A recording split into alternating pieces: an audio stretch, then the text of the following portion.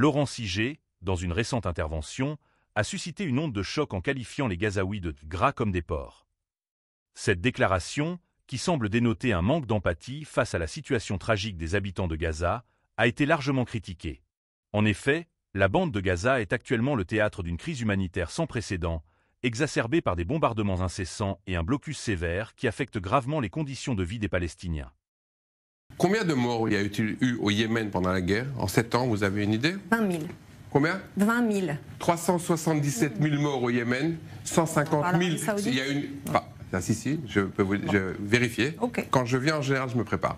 377 000 morts, 150 000 combattants, 220 000 personnes sont mortes de faim et des conditions qui ont été dues à la guerre qui s'est passée au Yémen entre 2015 et 2022.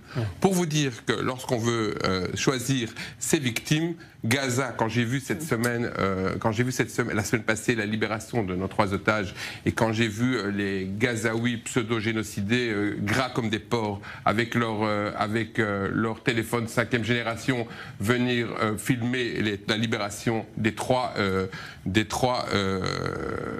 otages, 3 de nos otages, je me suis dit qu'ils avaient quand même bien de la chance, ces Gazaouis, d'avoir été génocidés par Israël et pas par l'Arabie Saoudite et ses alliés.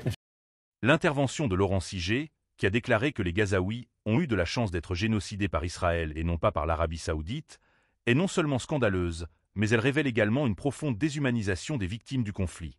Ces propos, relayés par I24 News, témoignent d'une insensibilité choquante face à la souffrance des Palestiniens, qui subissent depuis des mois des violences inouïes et des conditions de vie catastrophiques.